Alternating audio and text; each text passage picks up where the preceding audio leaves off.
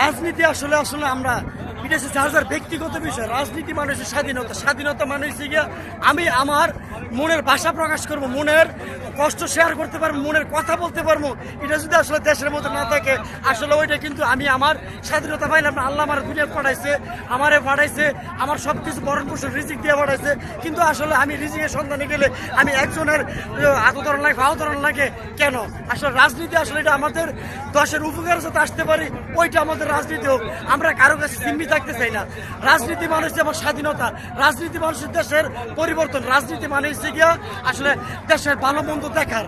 কিন্তু রাজনীতি না হোক আমার ব্যক্তিগত, আমার ফ্যামিলির জন্য ব্যক্তিগত, আমার পাড়ার জন্য ব্যক্তিগত, আসলে আমরা এটার মধ্যে নাইকা। আমরা চাই দেশের জন্য সবাই সবার কাছে থাকবো, সবাই সবার পাশে থাকবো। রাজনীতির বিষয়ে আমরা চাইতে চাই না। স্বাধীনতা মানে হচ্ছে কি আমনে মনে চাই যে দল করবেন, কোনো সমস্যা নেই, দলের কোনো বিশিষ্ট না। আমরা দল কইরা মানুষের কাজে লাগতে পারছি। আমনের জন্য কে কি করছে ওইটা আসলে মুখ্য বিষয় না। মুখ্য বিষয় হচ্ছে আপনি কার জন্য কি করতে পারছেন ওইটা হচ্ছে আসলে মূল বিষয়। ওইটা নিয়ে আমরা থাকতে চাই।